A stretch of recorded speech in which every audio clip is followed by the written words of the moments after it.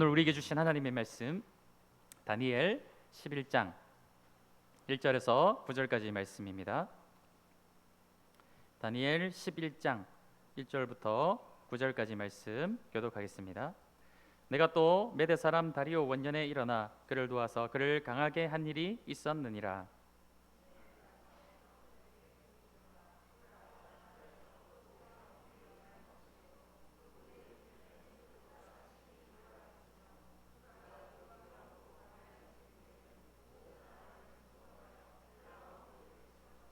장차 한 능력 있는 왕이 일어나서 큰 권세로 다스리며 자기 마음대로 행하리라.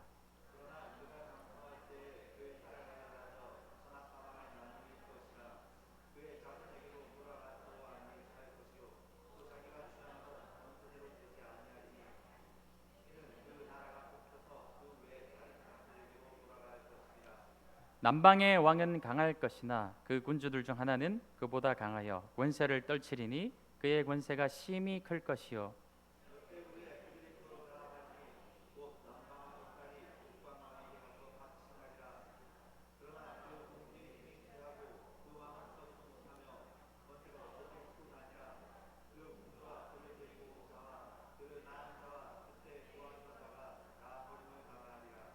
그러나 그 공주의 본 족속에게서 난 자 중에 한 사람이 왕위를 이어 권세를 받아 북방 왕의 군대를 치러 와서 그의 성에 들어가고 그들을 쳐서 이기고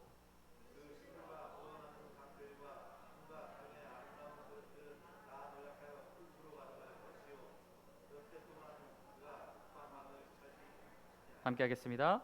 북방 왕이 남방 왕의 왕국으로 쳐들어갈 것이나 자기 본국으로 물러가리라. 아멘. 지난 시간 이 다니엘이 금식하며 하나님 앞에 기도함으로 나아갈 때 하나님께서 여러 가지 것들을 보여주시려고 천사를 보내셨는데 그 천사를 이 악한 영의 권세가 붙들어서 바로 응답하지 못하게끔 붙들어 놓았었죠. 그때 미카엘이라는 하나님의 또 천사장이 그 응답을 가지고 오는 천사를 도와줌을 통하여서 다니엘이 응답받게 되는 그 내용을 우리가 지난 시간에 함께 말씀으로 나누었습니다. 그래서 기도의 자리로 우리가 나아가게 될 때 이 땅에서 우리가 기도하면 하늘이 움직인다, 천상이 움직인다. 이것을 기억하시면서 할 수만 있다면 매일매일 기도하시는 자리에 나아가셔서 가정과 나의 일터와 이 사회와 나라와 민족과 열방을 위해서 기도하심을 통해서 우리 기도를 통해 하나님의 역사하심, 역사에 동참하시는 그런 성도님들의 삶이 되셨으면 좋겠어요. 그렇게 천사가 와서 다니엘에게 앞으로 일어나게 될 온 열방의 역사를 조금 더 구체적으로 알려주시는 내용이 11장 전체 말씀에 나와 있습니다. 제가 7장에 들어가게 될 때 처음에 하나님께서 어떤 큰 숲을 보여주셨다면은 그것을 주민 해가지고 조금 더 구체적으로 더 자세하게 디테일하게 역사의 것들을 점점 자세하게 알려주시는 것들을 제가 말씀을 드린 적이 있는데 11장 말씀이 완전히 구체적인 내용들이에요. 그래서 이 11장 말씀을 한 절 한 절 다 살펴보게 되면은 시간이 너무 부족하고 또 너무 방대한 이 분량이 되겠습니다. 그래서 이 내용들을 이따가 조금 살펴보기로 하고 오늘 이 성경 말씀 이 11장 말씀은 너무 사실은 역사 가운데 예언해 주신 내용이 정확하게 맞아떨어지는 내용들이 너무 많이 있어요. 예를 들어서 11장 이 15절부터 5절부터 35절까지에 이르는 이 긴 내용이 있는데 이 내용들을 한번 자세하게 살펴보면은 이 역사 속에서 하나도 빠짐없이 다 성취가 되었습니다. 너무 정확하게 기록이 되어 있는 내용이다 보니까 사람들이 합리적으로 의심을 하게 돼요. 어떻게 예언의 내용이 역사 속에서 하나도 빠짐없이 정확하게 다 맞아서 이루어질 수가 있느냐. 그러니까 사람들이 이 본문 말씀을 예언이 아니라 후대의 사람들이 이미 역사적으로 이루어진 이 사실들을 보고 기록한 것이 다니엘서 11장 말씀이다라고 생각을 하게 된 것이죠. 그래서 이 11장 말씀에 대해서 많이 논란이 있어요.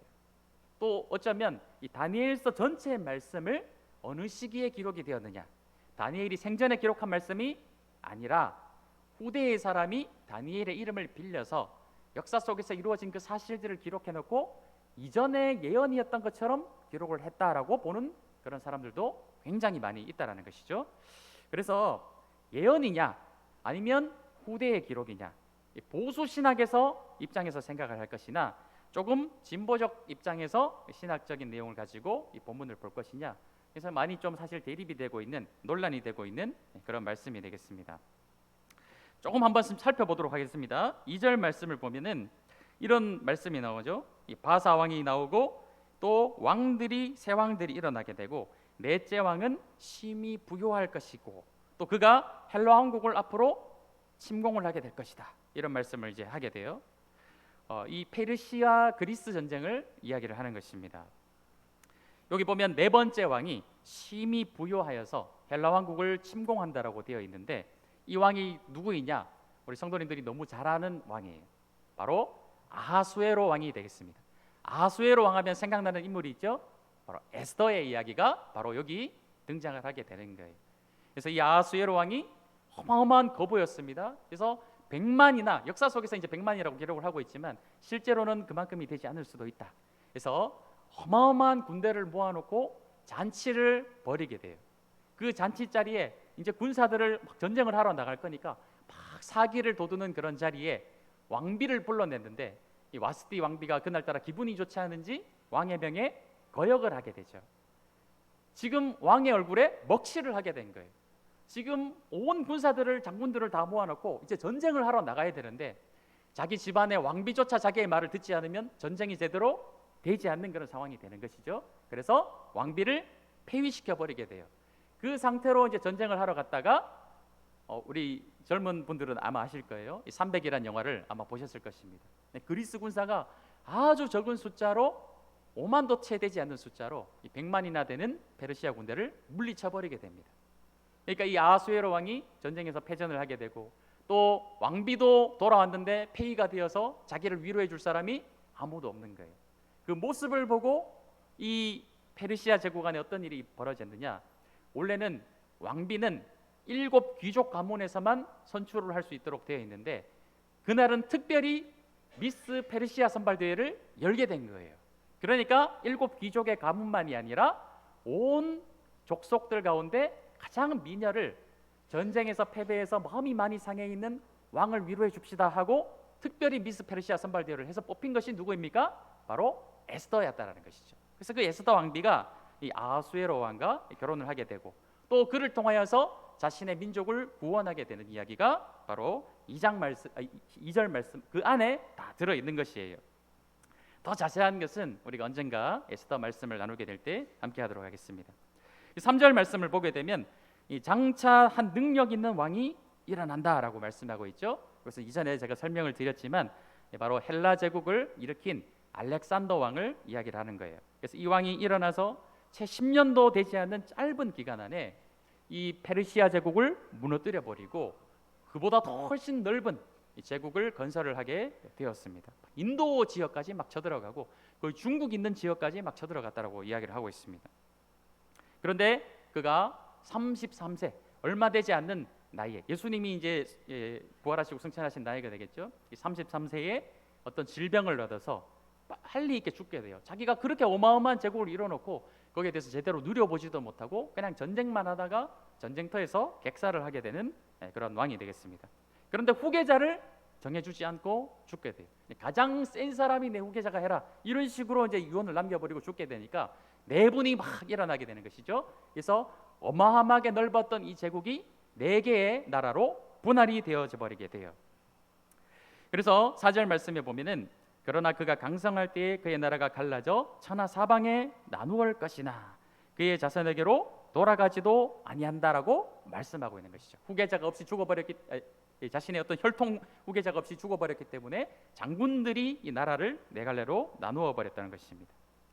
그래서 이제 5절 말씀으로 이제 넘어가게 되면은 5절부터 그 이하의 말씀들은 이제 이 나라가 4개로 나누어졌는데 그 중에서도 특히 갈등을 많이 일으켰던 북방 시리아를 중심으로 한 셀류쿠스 왕국과 남방 이집트를 중심으로 한 프톨레마이오스 가문 간의 끊임없이 일어나는 갈등들에 대해서 5절부터 35절까지 쭉 기록이 되어 있는 거예요. 이 안에서 수많은 왕들의 이야기가 계속해서 이어져 나가고 있는 것을 보게 됩니다. 그래서 여기가 너무 많은 역사적 서술이 들어있고 또 너무나도 정확하게 다 맞아떨어지는 그런 내용들이에요. 이 내용들 하나하나가 역사 속의 기록물들을 찾아보면 정확하게 매치되는 내용들이 있다라는 것이죠. 그래서 이 내용들을 제가 주보에 다 적어드리려고 해도 너무 내용이 방대해서 다 적어드릴 수가 없었습니다.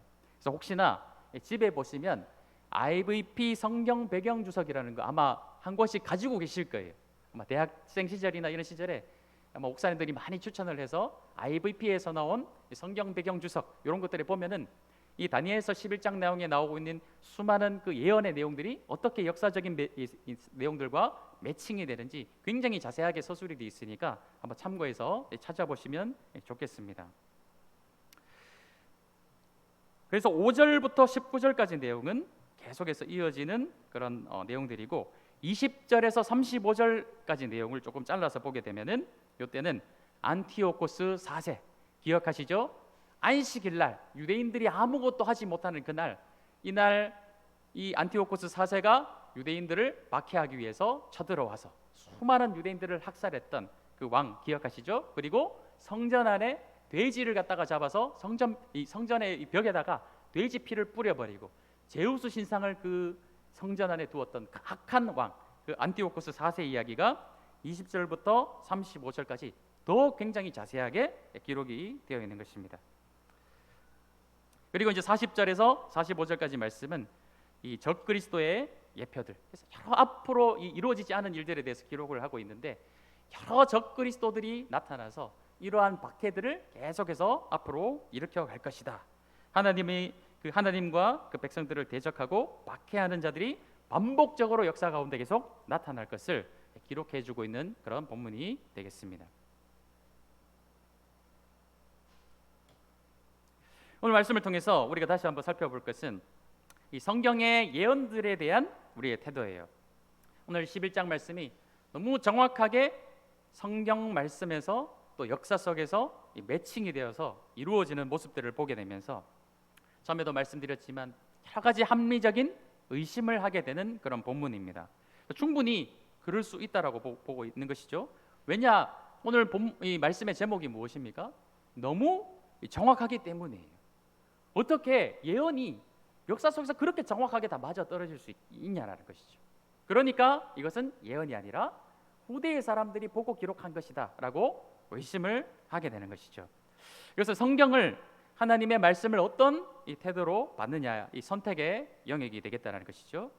정말로 우리가 전능하신 하나님, 전지전능하신 하나님, 모든 것을 아시고 과거에도 계셨고 지금도 계시며 앞으로도 함께 계실 알파와 오메가 되신 온 역사를 주관하시는 그 하나님이 우리의 하나님이시다.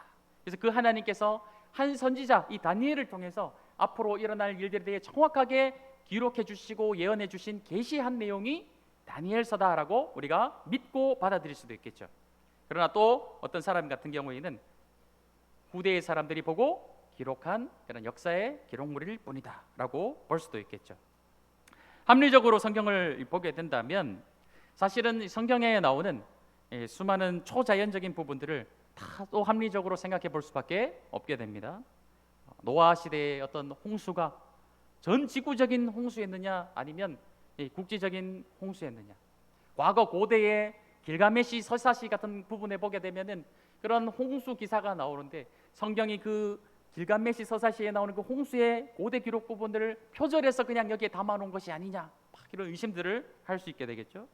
모세가 애굽에 들어가서 출애굽을 하게 될 때에 그 10가지 일으켰던 그런 재앙들이나 홍해가 갈라진 그런 이런 이적들 이런 것들이 과연 정말 역사적으로 있었던 사실들인가 아닐까 합리적으로 의심을 해보게 되겠죠. 성경에 보면 또 엘리야와 엘리사 같은 사람들이 수많은 이적을 행하게 돼요. 심지어 죽은 사람을 살리는 일까지 구약에 나타나게 됩니다. 그런 것들이 과연 과학적으로 봤을 때 생물학적으로 가능한 일이냐 의심을 해보게 되는 것이죠. 심지어 이것이 결국 예수 그리스도께까지 연결이 되어서 예수님이 어떻게 남자의 어떤 힘을 빌리지 않고 성육신, 성령으로 잉태될 수가 있느냐 생물학적으로 전혀 맞지 않는 이야기이고, 예수님이 행하셨던 많은 이적들 가운데서도 특별히 오병이어의 기적들과 같은 것들, 그리고 죽은 나사로를 살리신 내용들, 또 심지어 예수님이 십자가에서 모든 물과 피를 다 쏟아내시고 삶의 안에 부활하신 그런 놀라운 하나님의 역사들이 사실은 이성적으로, 과학적으로, 합리적으로 생각을 해보게 될 때 모든 것이 사실 의심될 수밖에 없는 그런 이야기가 되는 것이죠. 사실 성경을 펴자마자 첫 이야기가 무엇입니까? 하나님이 태초에 천지를 창조하시는데 6일간 말씀으로, 순수하게 말씀으로 6일 동안 천지를 창조하시고 마지막 7일째 안식하셨는 이 7일 창조의 이야기가 사실은 첫 장부터 과학적이고 이성적인 좀 사고를 하신 분들에게 있어서는 넘지 못할 어마어마한 문턱이 되어지는 것이죠. 창조는 과학적으로 얘기하면, 요즘 대세는 그렇습니다. 130억 년의 기간 동안 처음에 이 온 우주가 아주 작은 점에 불과했는데 빅뱅이 일어나서 빵 터진 것이죠. 터져서 지금도 우주는 확장이 되고 있다고 해요. 그래서 그 시간들을 거꾸로 돌려보면, 확장되고 있는 우주를 거꾸로 돌려보면 약 130억 년의 시간이 이전으로 돌아가게 되면 작은 점의 시간이 된다고 합니다. 그래서 그렇게 우주는 기원이 되었고 시작이 되었는데, 성경에서는 7일간 천지가 창조되었고, 이 성경의 역사를 아무리 길게 잡아도 채 만년이 되지 않는 젊은 지구를 이야기하고 있으니, 여기에 대해서 합리적인 사고를 하게 되면 너무나 이제 갈등이 일어나게 되는 그런 부분이 되는 것이죠. 사실 정확한 것은 유한한 존재인 어떤 인간도 정확한 사실은 알 수 없다라는 것이에요. 왜냐? 130억 년이 되었다라는 것을 사실 증명할 방법은 없다라는 거예요. 현재 과학에서 합리적으로 여러 가지 이론들을 도출했을 때 그때 가장 대세가 되는 이론이 빅뱅 이론인 것이지, 사실 이것을 완벽하게 증명할 방법도 없다라는 거예요. 그렇다면 이것도 완벽하게 증명할 수가 없고, 또 성경에 나와 있는 내용들을 과학적으로 완전히 증명할 수 없다면, 어차피 둘 다 증명을 할 수 없다면, 그렇다면 저는 이렇게 말씀드립니다. 이것도 증명할 수 없는 영역이고 다 알 수 없는 영역이고, 이 부분도 우리가 다 증명해낼 수 없는 그런 영역이라면, 그러면 무엇을 믿을 것인가라는 것이죠. 하나님의 말씀을 말씀으로 믿고 받아들일 것인가, 아니면 여전히 아직까지 완전히 증명되지 못한 다른 이론을 선택을 갈 것인가, 우리 선택의 영역이 된다는 것입니다. 중요한 것은요, 하나님은 우리에게 창조의 기사를 이러한 방법으로 우리에게 말씀하고 계시다라는 거예요. 그리고 이렇게 말씀하시는 하나님의 계시를 우리는 믿음으로 다만 받아들이는 것입니다. 어떤 분은 그렇게 이야기하실 수 있을 거예요. 너무 성경을 문자적으로 믿는 것은 무지한 일이 아닙니까? 오늘날 이 21세기 과학이 이렇게 고도로 발달한 시대에, 또 여러 가지 인문학들이 이렇게 발달한 시대에 성경을 너무 맹신하는 것이 아닙니까? 이렇게 타박을 주실 수도 있을 거예요. 그런 마음은 충분히 이해를 합니다. 너무 객관적이지 못할 수 있고, 또 주관적이고, 증명이 불가능하고 비과학적이고, 또 비합리적이라고 누군가가 타박을 주셔도 정말 어쩔 수 없이 또 공개적으로 말씀드릴 수 없는 그런 답답한 대답을 한번 좀 드린다면, 좀 젊은 사람들이 이야기하는 고구마 삶아 먹은 듯한 그런 답변을 또 한번 이게 드리고, 또 아직 이런 것들을 경험해 보지 못한 분들에게도 너무 죄송한 말씀이지만, 기독교는 체험의 종교예요. 기독교는 다시 한번 말씀드립니다, 체험이 있는 종교예요. 이건 너무 주관적이라서 각 사람에게 주시는 하나님의 체험들이 다 다르고 은혜의 방편들이 너무나도 다 다르기 때문에 이것을 천편일률적으로 일관화시켜서 하나님은 이렇게 우리를 체험케 하시고 이런 은혜를 주시고 이렇게 구원해 나가신다라는 것을 다 적용을 시켜드릴 수가 없어요. 제가 요즘 여러 가지 지금까지 말씀드렸던 창조의 기사부터 시작해서 성경에 나와 있는 여러 가지 그런 이적과 기사들, 어떻게 보면 비과학적인 이런 내용들에 대해서 공부를 하다 보니까, 세상에 많은 학자들이 여기에 대해서 기록한 것들을 공부를 하다 보니까 자꾸만 제 마음도 어디로 가려고 하냐면은, 정말 오병이어가, 정말 예수님의 부활 사건이, 아니 7일간의 천지 창조 사건이 정말 이게 과학적으로 맞는 것일까? 가끔씩 조금씩 흔들릴 때가 있어요. 그런데 제 인생 가운데 역사하신 하나님께서 나를 사랑하시고, 아니 어떠면 다른 사람들보다 조금 더 훨씬 더 나를 불쌍히 여기셔서 내게 은혜를 부어주시고, 나로 하여금 하나님을 체험케 하시고, 하나님의 그 살아계신 역사하신 그 하나님의 능력을 경험하게 하셔서, 그것을 기억을 하면요, 제 인생 가운데 역사하셨던 그 하나님을 기억하면 이 성경에 나와 있는 큰 초월적인 이야기들을 도저히 부정할 수가 없다라는 거예요. 세상 공부를 막 하다 보면 과학적인 내용들로, 이성적인 내용들로, 합리적인 내용들로 잠깐 마음이 갔다가도 제 인생 가운데 역사하셨던 그 하나님, 살아계신 하나님을 생각을 하면 저는 이 말씀들을 도저히 부정할래야 부정할 수 없다라는 거예요. 정리를 해보도록 하겠습니다. 우리는 우리를 창조하신 분이 하나님이시고, 우리를 죄 가운데 구원하시기 위해서 예수 그리스도를 이 땅 가운데 보내주셨고, 그리고 그러한 사실을 우리에게 알려주시려 이러한 방법으로 성경을 기록하고 하셨다라는 것을 믿는 사람들이 바로 저희들이라는 것이죠. 그리고 필요하다면 충분히 전지전능하신 하나님께서 사람의 어떤 과학과 이성을 뛰어넘어서 본인이 세우신 자연의 질서까지도 초월하셔서 인간의 역사 가운데 개입하시고 그 스스로를 계시하시는 분이 바로 우리 하나님이시고 전능하신, 전지하신 하나님이시다. 이것을 우리는 믿는 것이라는 것입니다. 근데 반대로, 그렇다면 우리들이 이 하나님의 말씀을 순수하게 믿음으로 받아들이는 우리들이 조금 더 성경을 진보적으로 합리적으로 이해하시는 분들에 대해서 어떤 태도를 가져야 할까요? 과거에는 그랬습니다. 7일간의 천지창조에 대해서 혹시 진화론이 맞는 것 아닐까요? 학교에 가니까 빅뱅 이론을 가르치고 진화론에 대해서 가르치는데, 목사님, 장로님, 집사님, 어떻게 된 겁니까? 이렇게 물어보면은 과거에 70년대, 80년대는 어떻게 했을까요? 야, 이 믿음 없는 사람, 왜 믿음이 없나? 하나님 믿는 거 맞냐? 사실은 이렇게 했던 것이 과거의 모습이었어요. 근데 지금 저 유아실 안에서 뛰어놀고 있는 아이들이 나중에 초등학생이 되고 중고등학생이 됐을 때 똑같이 이야기하면 어떻게 될까요? 이들 아마 신앙을 잃어버리게 될 수도 있는 것이죠. 둘 중에 하나의 선택을 강요받게 될 수도 있을 것입니다. 우리가 성경을 좀 더 과학적으로, 이성적으로 바라보려고 하는 그런 성향을 가지신 분들에게 대해서 그들을 불신자라든지 무신론자라든지 심지어 이단으로 취급하면 안 되는 거예요. 우리는 절대로 로마서 8장 1절 말씀을 지난번에 알려드린 것처럼 예수 그리스도 안에 있는 자에게 결코 정죄함은 없습니다. 그리고 그 사람들을 정죄하는 태도에 서면 안 되는 거예요. 하나님께서 사도 바울을 어떻게 만나 주셨는지 기억하셔야 됩니다. 예수님이 어디 있냐?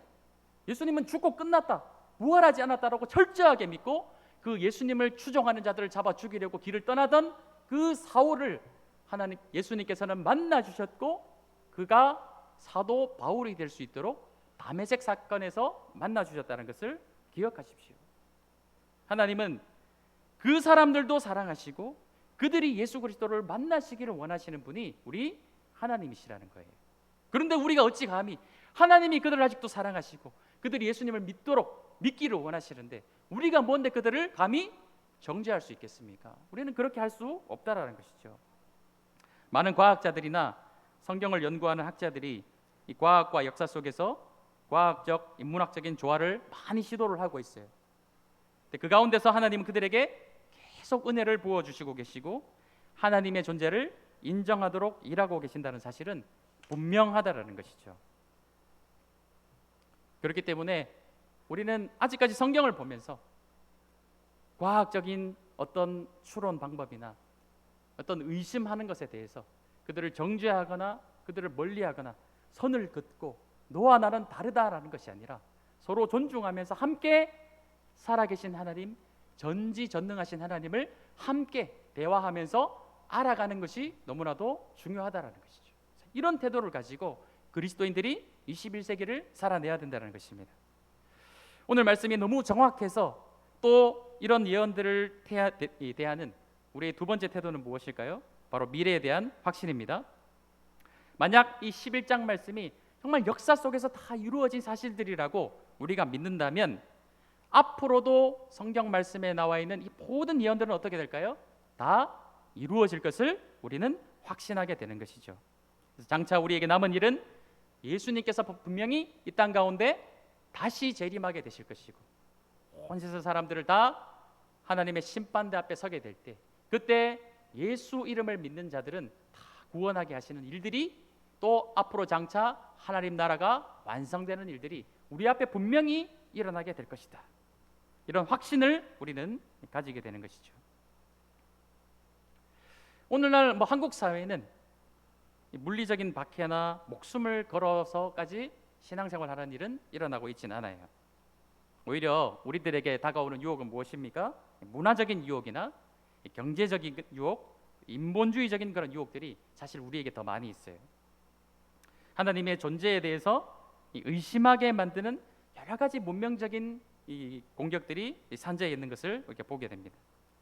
또 하나님보다 더 사랑하고 애착을 가지게 하고 편하게 살 수 있고 번영을 누리게 해주는 것들이 점점 하나님과 우리 사이를 멀어지게 만드는 것이 오늘날 우리 이 대한민국 사회에서의 어떤 신앙을 유지하는 것에 대한 어려움이 되겠습니다.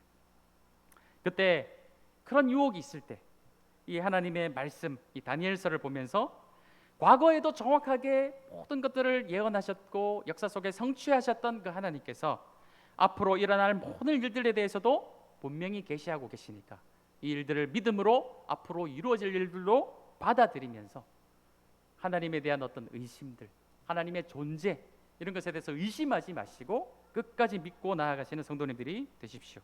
과거에도 그랬던 것처럼 하나님의 말씀은 1.1획도 남기지 않고 다 이루어질 것입니다. 마지막으로 해 아래 새 것은 아무것도 없어요. 인간의 역사는 다른 양상과 형태를 가지지만 같은 논리 속에서 본질상 계속 반복되고 있다는 것입니다. 오늘 시간이 되실 때 이 11장 내용을 천천히 한번 잘 읽어보십시오. 어떤 내용이 계속 반복되는가? 누가 권세를 받아서 또 어떤 나라를 침공해가지고 그 주도권을 빼앗았는데 그래서 얼마 지나지 않아서 또 빼앗기고 또 이렇게 연합하고 저렇게 연합해서 또 전쟁이 일어나서 뺏고 뺏기고 빼앗는 이런 이야기들이 계속 반복이 된다는 것이죠. 인간의 본질은 무엇이냐? 계속 뺏고 빼앗는 것이에요. 주도권을 계속해서 주기 위해서 인간 세상사가 계속 돌아가고 있다는 것입니다. 지금도 이 세상을 바라보면 어떤 일이 벌어지고 있을까요? 그런 일이 계속해서 끊임없이 일어나고 있는 것이죠. 심지어는 직장이나 일터, 가정 가운데서 어때요? 서로 주도권을 쥐려고 하는 것이 이 사람의 모습이 아니겠습니까? 오늘 다니엘서 11장 말씀이 예언의 말씀이에요. 저도 이 시간 감히 한번 앞으로 일어날 일에 대해서 정확하게 한번 말씀드려 보겠습니다. 앞으로도 이런 일이 계속 될까요? 되지 않을까요? 앞으로도 이 세상사는 계속해서 이런 일들이 반복이 될 거예요. 서로 뺏고 빼앗는 일들이 계속해서 앞으로 반복해서 일어나게 될 거예요. 그를 통해서 우리는 무엇을 발견하게 될 것입니까? 결국 우리는 이 땅에 소망 없음을 발견하게 되는 거예요. 세상은 이런 곳이구나. 계속 뺏고 빼앗는 그런 무한 경쟁이 계속해서 일어나는 곳이 이 세상이구나. 그것을 또 확인하게 된다는 것이죠. 그래서 오직 우리의 소망은 영원한 하나님 아버지의 나라, 아버지의 뜻이 하늘에서 이루어진 것처럼 이 땅 가운데 그 하나님의 나라가 임하여서 완전한 평화의 나라, 그 어떤 사람도 뺏고 빼앗을 필요 없이 하나님이 주시는 그 통치와 영광을 받아가지고 함께 다스리는 그 나라, 그 영원한 나라를 꿈꾸시고 그 영원한 나라를 우리가 함께 모여있는 이 하나님의 나라 교회 가운데서 이루어 가시기를 힘쓰시는 그런 하나님의 백성들이 되시기 원합니다. 우리 시간 함께 찬양하며 나아가겠습니다.